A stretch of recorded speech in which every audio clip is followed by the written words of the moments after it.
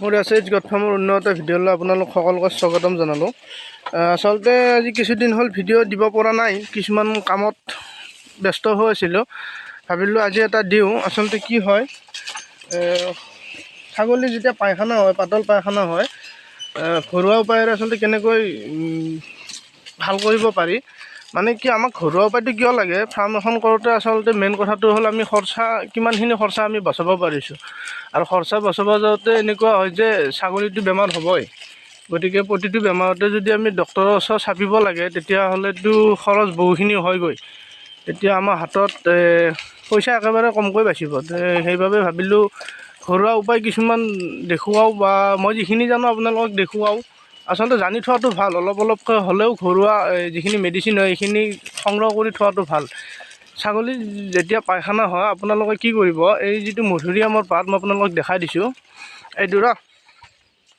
এইটো মধুৰিআমৰ পাতৰ যিটো কলপাতটো থাকে, কলপাতটো আপোনালোকে খুৱাই দিব।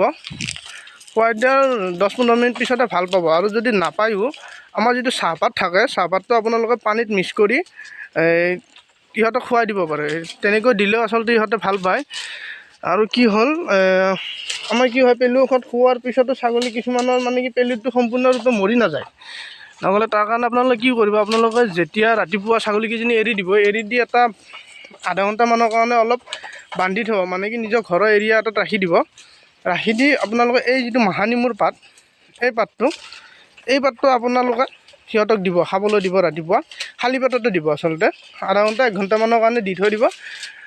হয়তো প্ৰথমতে কেইদিনমান নাখাব, তাৰপিছত সিহঁতে নিজে নিজে খোৱা কৰিব। এইটো দিলে মানে কি হয়, পেলু দৰৱটো খোৱাৰ পিছতো যিখিনি পেলু বাচি যায়, এইখিনি একেবাৰে নোহোৱা হৈ যায় আচলতে।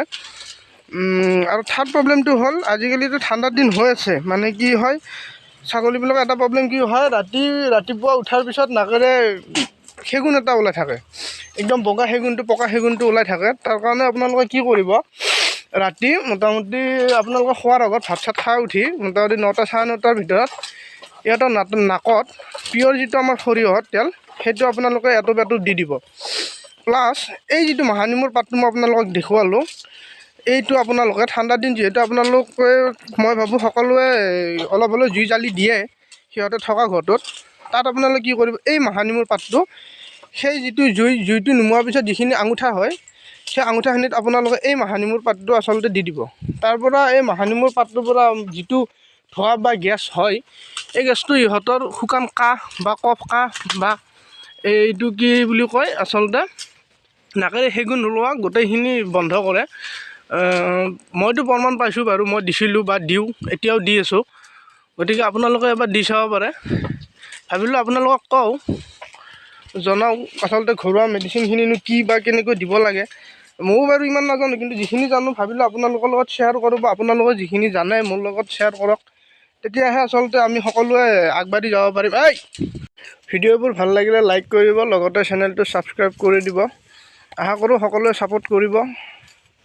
আৰু আপোনালোকৰ মৰমবোৰ বা আপোনালোকৰ যিখিনি ক'বলগীয়া থাকে কমেণ্টত জনাবলৈ একেবাৰে নাপাহৰিব।